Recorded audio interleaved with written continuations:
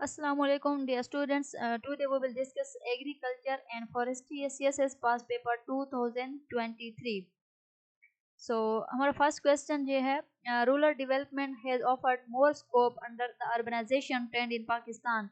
Discuss on the current scenario, issues, steps taken in past, and your vision for the paradigm change in rural development. So current scenario में अगर हम देखें rural development जो कि पाकिस्तान के अंदर है तो वो बहुत ही क्रूशल है, स्पेशली यानी ऑर्गेनाइज जो ऑन गोइंग अर्बनाइजेशन ट्रेंड है, जिस तरह से सिटीज़ जो हैं वो ग्रो करती हैं तो रूरल एरियाज़ जो है इसी तरह उनको बहुत सारे चैलेंजेस और का जो है सामना करना पड़ता है। तो जो इस तरह से मूवमेंट होती है लोगों की, वो अर्बन सेंटर से जो है वो अर्बन सेंटर्स की तरफ जो है वो आ जाते हैं। तो वो बहुत सारे लोग जो हैं वो रूरल एरियाज़ को छोड़ देते हैं, और क्योंकि वहाँ पर जो है वो फैसिलिटीज़ की बहुत ज़्यादा कमी होती है। उनको यानी कि एसेंशियल जो इंफ्रास्ट्रक्चर होता है वो वहाँ पर मौजूद नहीं होता, अदर सर्विसेज उनको अवेलेबल नहीं होती। तो इसकी वजह से वो अर्बन सेक्टर्स की तरफ जो है रूरल एरिया से मूव कर जाते हैं। तो इस तरह से अर्बनाइजेशन जो है वो अपॉर्चुनिटी प्रोवाइड करती है to focus on and improve rural development to ensure balance national progress. तो जो रूरल डेवलपमेंट के अंदर इश्यूज हैं पाकिस्तान के अंदर, उनमें इंफ्रास्ट्रक्चर की डेफिशिएंसी है। तो रूरल एरियाज के अंदर जो इंफ्रास्ट्रक्चर है वो बेसिक मौजूद नहीं होता, जिस तरह से रोड्स हैं, इलेक्ट्रिसिटी का निज़ाम है, या क्लीन वाटर है, हेल्थ केयर फैसिलिटीज़ हैं। तो ये जो है इस तरह की जो सर्विसेज हैं उनकी कमी होती है, और एजुकेशन गैप होता है अगर सिटीज़ और रूरल जो एरियाज होते हैं उनके दरमियान। तो जो क्वालिटी एजुकेशन तक एक्सेस है रूरल एरियाज में रहने वाले लोगों की वो लिमिटेड होती है, and leading to lower literacy rate. ठीक है, तो ये चीज़ जो है वो लोअर लिटरेसी रेट को लोअर कर देती है, इस लिटरेसी रेट को बढ़ा देती है। और इस तरह से जो फ्यूअर यानी कि स्किल्ड वर्कर्स हैं, वो भी यानी कि चंद एक ही होते हैं, और इस तरह के जो है स्किल वर्कर्स भी डेवलप नहीं हो पाते। तो इकोनॉमिक अपॉर्चुनिटीज अगर हम देखें तो रूरल इकोनॉमीज जो है वो हेविली एग्रीकल्चर के ऊपर डिपेंड कर रही होती है, क्योंकि which is vulnerable to weather changes and market fluctuations, जो कि वेदर चेंजेस और मार्केट फ्लक्चुएशंस की वजह से यानी कि उसके ऊपर इफेक्ट हो सकता है। और हेल्थ केयर एक्सेस देखें तो जो लिमिटेड मेडिकल फैसिलिटीज होती हैं प्रोफेशनल्स रूरल एरियाज के अंदर, तो इस तरह से इनएडिक्वेट हेल्थ केयर सर्विसेज की ये वजह बनती हैं। और माइग्रेशन होती है, यानी कि कंटिन्यूस माइग्रेशन यंग पीपल्स की सिटीज़ की तरफ होती है, ताकि वो बेटर बेटर अपॉर्चुनिटीज़ जो है वो हासिल कर सकें। इस तरह से रूरल एरियाज को लीव कर देते हैं with an ageing population and reduced workforce. इसके बाद है टेक्नोलॉजिकल गैप। तो जो टेक्नोलॉजी का गैप आता है वो भी बहुत ज़्यादा आता है रूरल एरियाज और सिटीज़ के दरमियान। Rural areas lack in technology adoption, impacting productivity and access to modern amenities. Steps जो पास्ट में लिए गए थे, तो रूरल सपोर्ट प्रोग्राम्स उनमें हैं, ये initiatives like Pakistan poverty alleviation fund aimed to reduce poverty and improve living standards in rural areas. ठीक है, इस जो पीपीएफ है यानी कि पाकिस्तान पॉवर्टी एलिवेशन फंड, तो ये जो है पाकिस्तान के अंदर पॉवर्टी को रिड्यूस करने के लिए बनाया गया था, लिविंग स्टैंडर्ड्स को इम्प्रूव करने के लिए बनाया गया था रूरल एरियाज के अंदर। और नेक्स्ट जो है वो इंफ्रास्ट्रक्चर की डेवलपमेंट है। तो गवर्नमेंट ने ऐसे प्रोजेक्ट्स यानी कि दिए जिनसे बिल्डिंग यानी कि उनको कंस्ट्रक्ट किया जा सके, या रोड्स बनाए। इसके अलावा स्कूल्स और हॉस्पिटल्स भी इन रूरल एरिया रीजन्स को प्रोवाइड किए।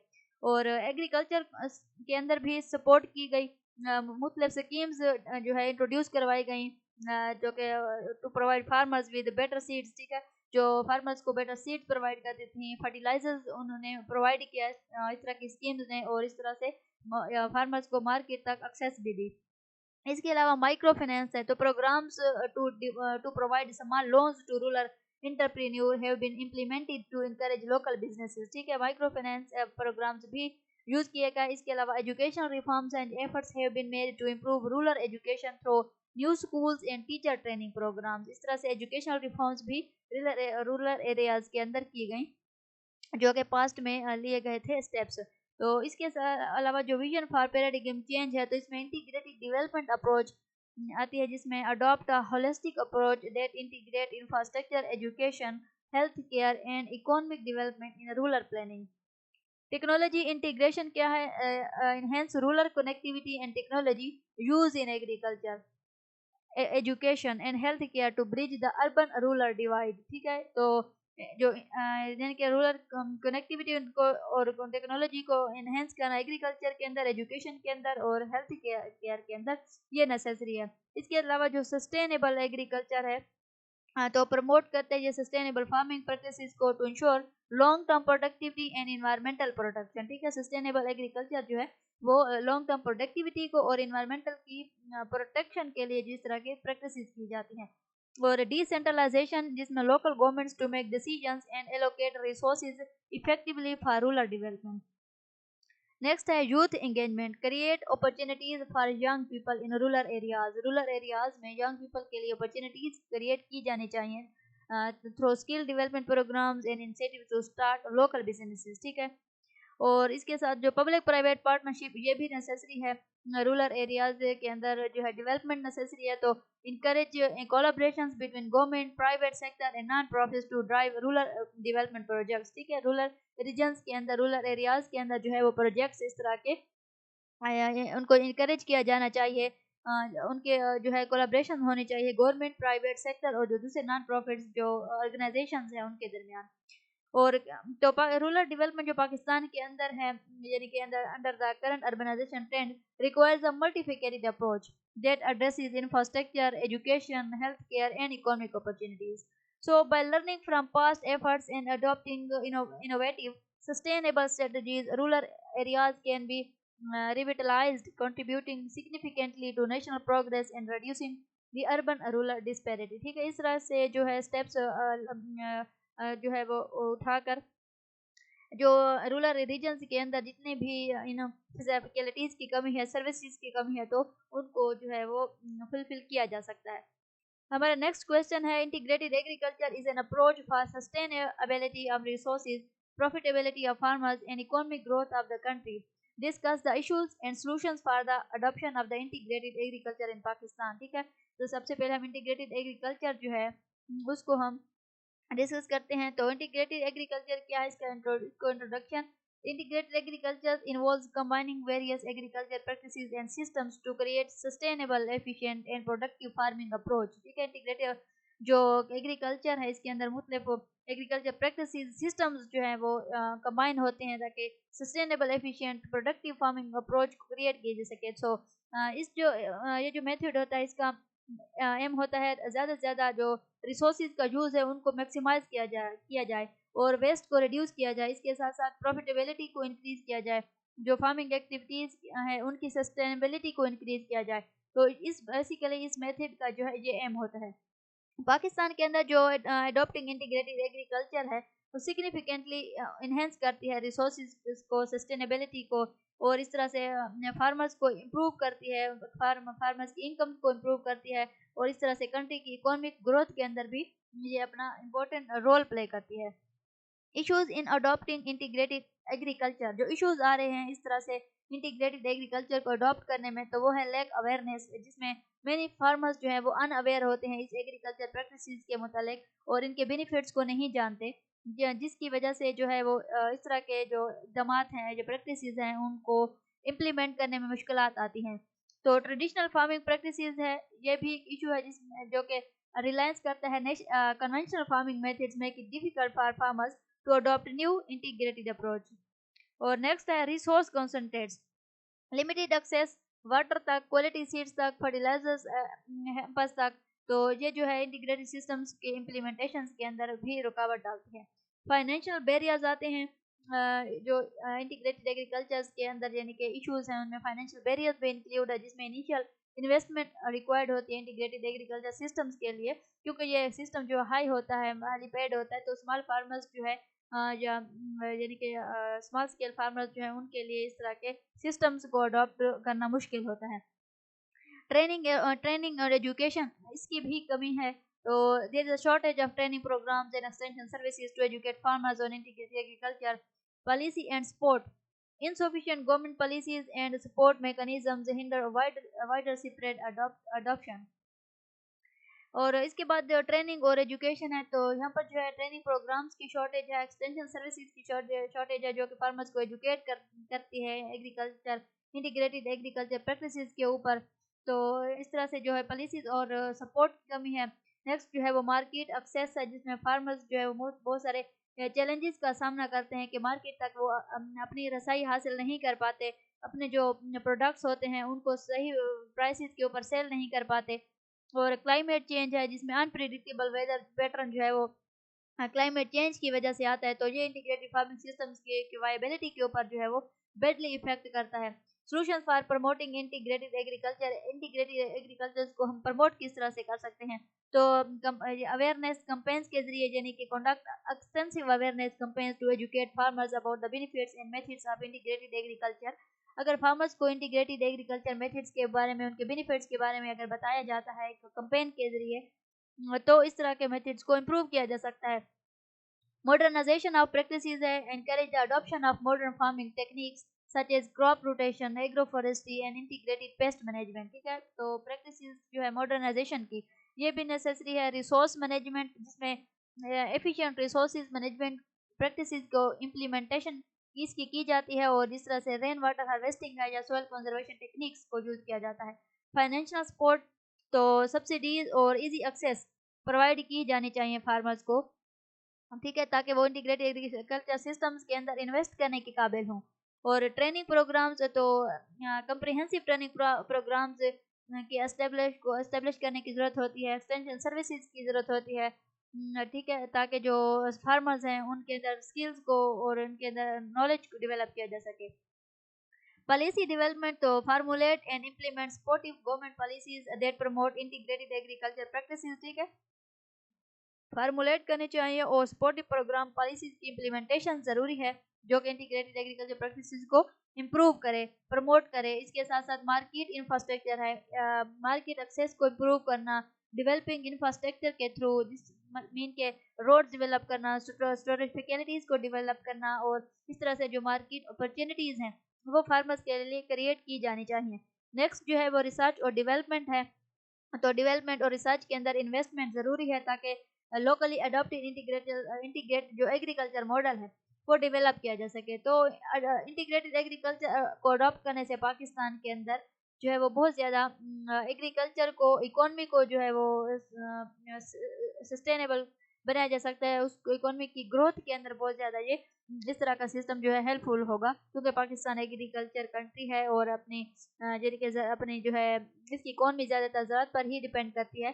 तो अगर एग्रीकल्चर को इस तरह के प्रैक्टिस से, इस तरह के जो है मेथड से इम्प्रूव किया जाता है, तो एक जो है ये इकोनॉमिक ग्रोथ के अंदर बहुत इंपॉर्टेंट रोल प्ले करेगा। So addressing current challenges through awareness, modernisation, financial support, training and supporting policies can pave the way for successful implementation. By fostering a holistic approach to farming, Pakistan can achieve long-term agriculture sustainability and prosperity for its rural communities.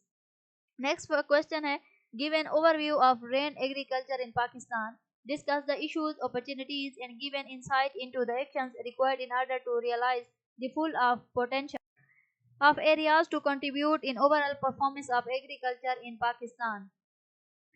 तो overview देखते हैं rain agriculture का पाकिस्तान के अंदर।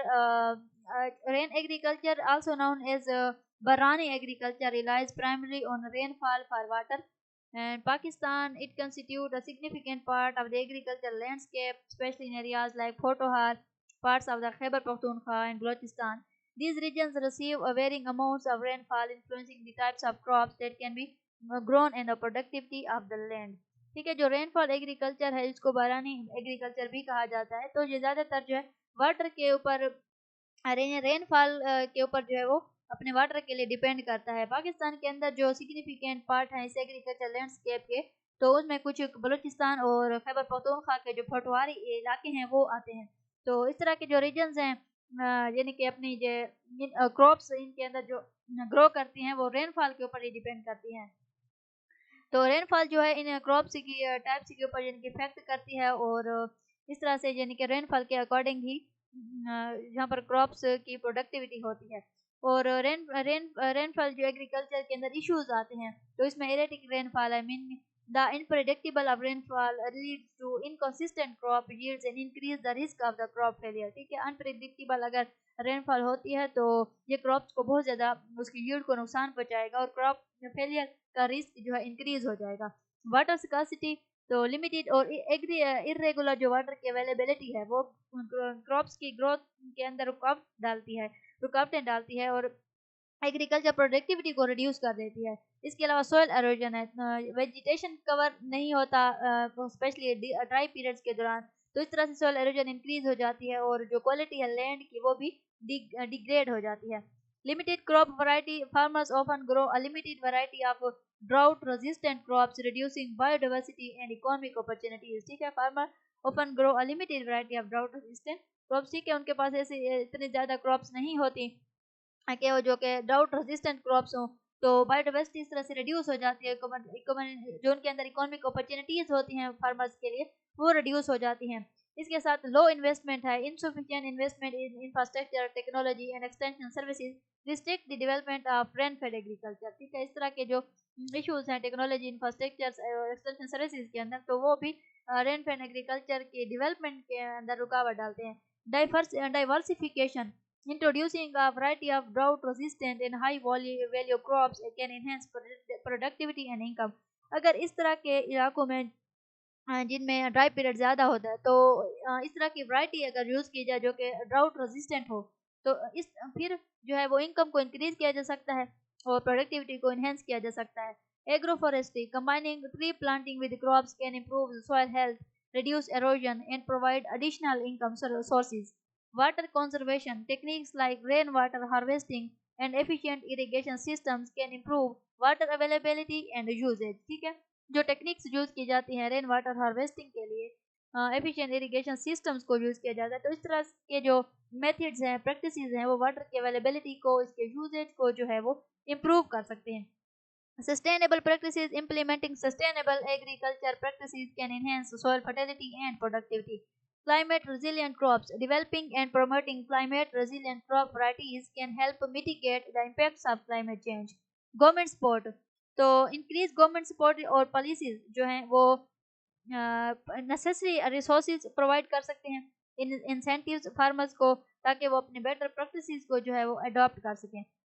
Community involvement, local communities को engage करना decision making के अंदर, प्लानिंग के अंदर, जो है सक्सेसफुल इम्प्लीमेंटेशन को इंश्योर करता है specially rain fed agriculture projects के लिए. और actions required to realise full potential. ठीक है, तो इसमें वाटर मैनेजमेंट को इम्प्रूव करना इसमें आता है, रेन वाटर हार्वेस्टिंग की इम्प्लीमेंटेशन और स्मॉल डैम्स बिल्ड करना ताकि वाटर को स्टोर किया जा सके, और इस तरह से जो है एफिशिएंट इरिगेशन टेक्निक्स को प्रमोट करना ताकि वाटर के यूज को मैक्सिमाइज किया जा सके. सॉइल कंजर्वेशन, जिसमें इनकरेज प्रैक्टिसेस को यानी कि इनकरेज करना, जिस तरह से टेरेसिंग है या कंटोर प्लोविंग है और या कवर क्रॉप्स का यूज़ है सॉइल एरोजन से बचने के लिए, सॉइल हेल्थ को इम्प्रूव करने के लिए, इस तरह के मेथड्स ज़रूरी हैं, उनको यूज़ किया जाए. डाइवर्सिफिकेशन और क्रॉप रोटेशन, ये भी एक अच्छा मेथड है प्रोडक्टिविटी को एनहेंस करने के लिए, यानी कि डाइवर्स ग्रुप्स को इंट्रोड्यूस करवाना और फिर क्रॉप रोटेशंस को अडॉप्ट करना, यानी कि एक ही जो है लैंड के ऊपर बार बार क्रॉप, एक ही किस्म की क्रॉप जो है वो उगाई नहीं जानी चाहिए.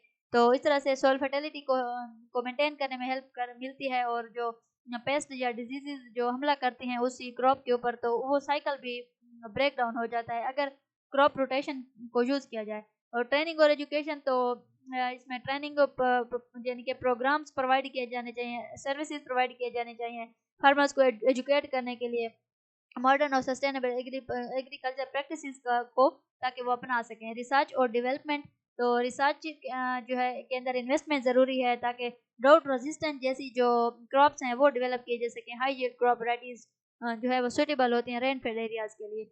Access to credit, facilities access to credit for small farmers to invest in necessary infrastructure and technology. तो रेन फेड एग्रीकल्चर जो पाकिस्तान के अंदर है वो सिग्निफिकेंट पोटेंशियल होल्ड करता है, कंट्रीब्यूट करता है ओवरऑल एग्रीकल्चर परफॉर्मेंस के अंदर जो मुल्क के अंदर होती है.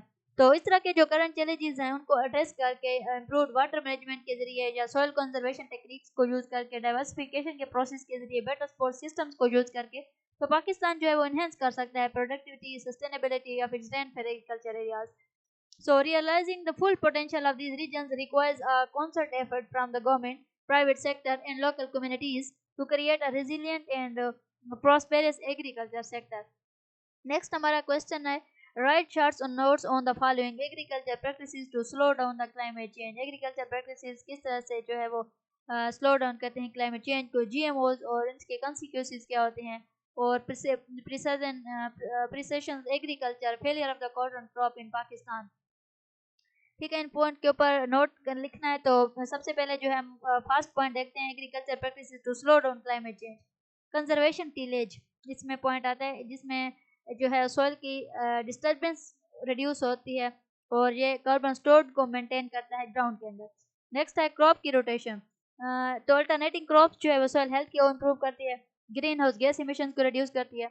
और agro forestry, integrating trees into agriculture land to absorb carbon dioxide and improve biodiversity. Next is the cover cropping, जिसमें जो है वो प्लांटिंग कवर क्रॉप्स को यूज किया जाता है, जो कि प्रोटेक्ट करती है सॉइल को और जो सिक्वेस्टर कार्बन है उसको प्रोटेक्ट करती है.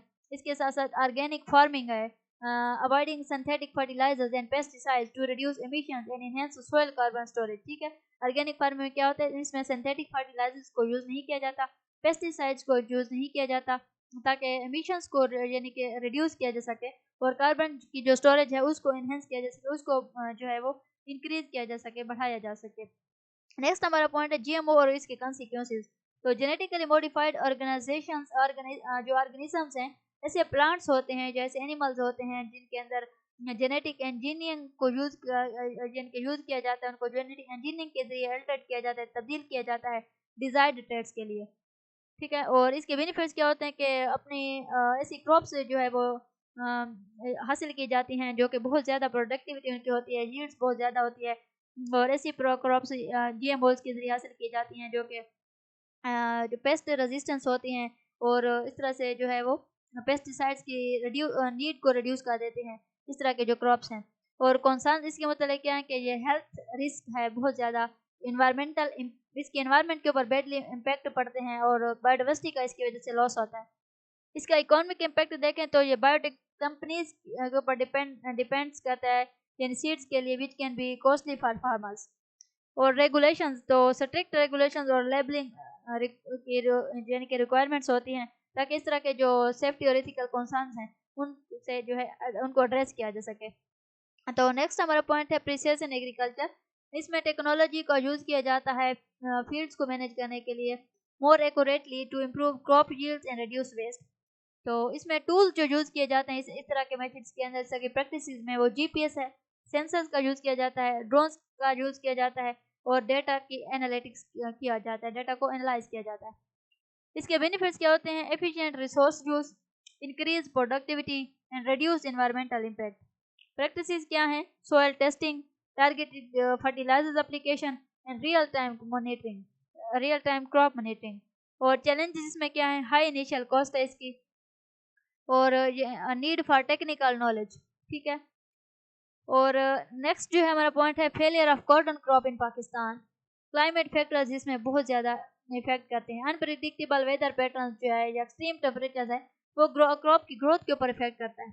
पेस्ट अटैक है, इन्फेस्टेशन, जिस तरह से पिंक बॉल वर्म है वो क्रॉप को डैमेज करता है. वाटर की स्कार्सिटी है, ये इनसफिशिएंट इरिगेशन और वाटर मैनेजमेंट इश्यूज, इस तरह के जो इश्यूज हैं वो कॉटन क्रॉप के ऊपर इफेक्ट करते हैं, बैडली इफेक्ट करते हैं. Poor quality seeds, low quality seeds का इस्तेमाल जो कि लोअर यील्ड्स की तरफ लेकर जाता है. इकोनॉमी के ऊपर इसका क्या इम्पैक्ट पड़ता है, सिग्निफिकेंट लॉस होता है फार्मर्स के लिए और टेक्सटाइल इंडस्ट्रीज के लिए, जो कि लिवलीहुड्स के ऊपर और फार्मर्स और साथ साथ कंट्री की इकोनॉमी के ऊपर इफेक्ट करता है. नेक्स्ट हमारा क्वेश्चन है discuss on degradation of the old forest and values of newly developed range lands in Pakistan. Also describe your vision to conceive climate smart policies for forest sustainability.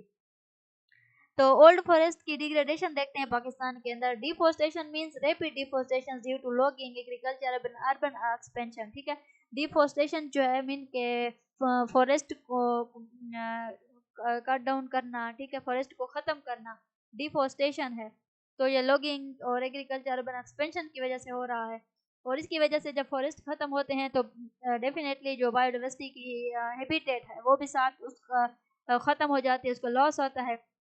तो biodiversity की जब habitat ख़त्म होती है, उनके रहने की जगह नहीं होती, तो ऑटोमेटिकली बायोडाइवर्सिटी के अंदर भी कमी आ जाती है।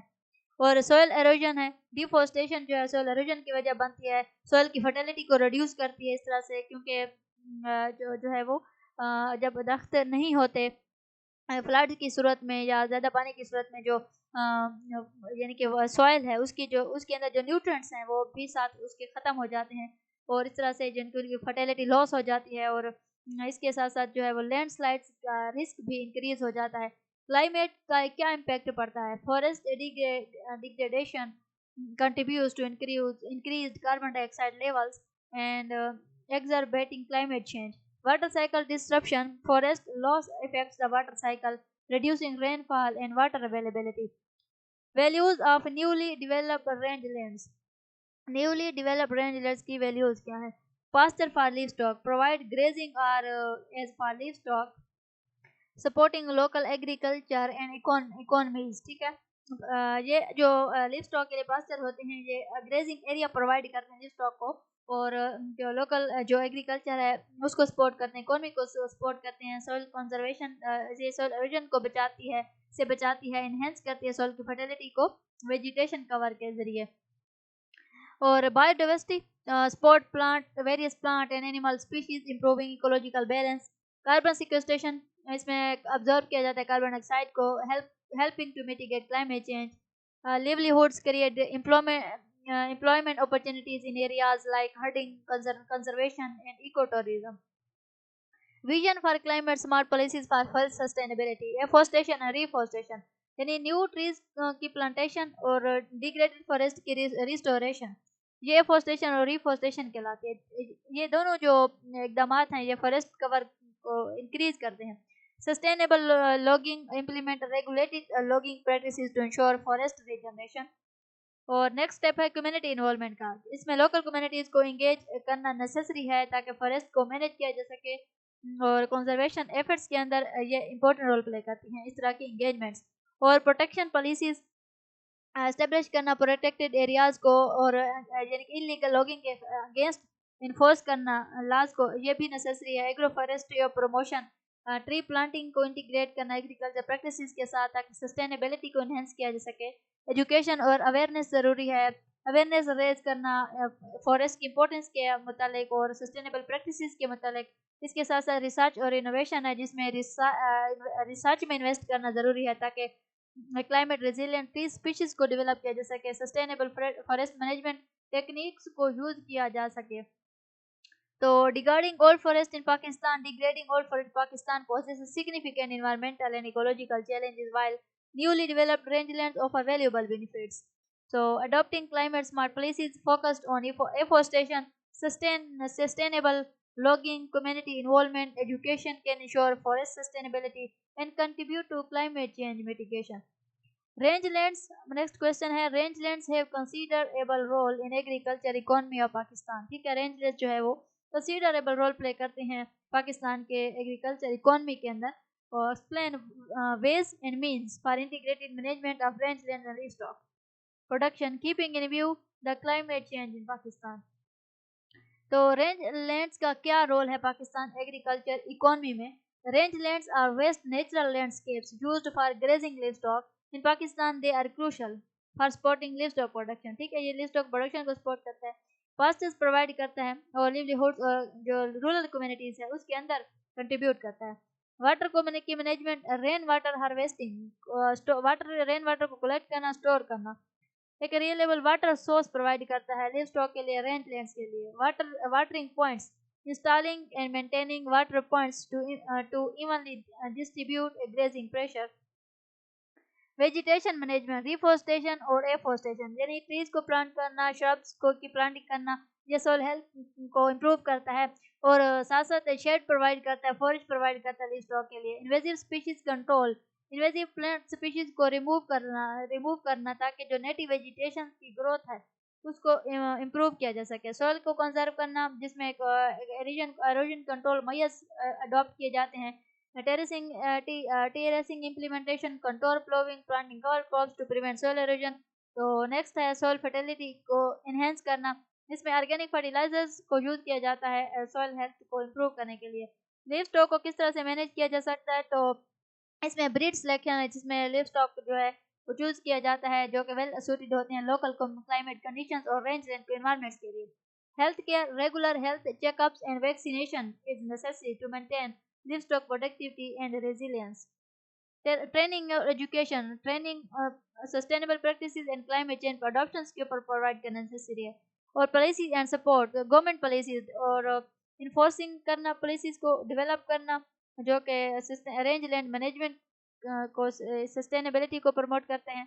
financial incentives, subsidies और financial support offer करना farmers के लिए ताकि वो इस तरह के practices को adopt कर सकें।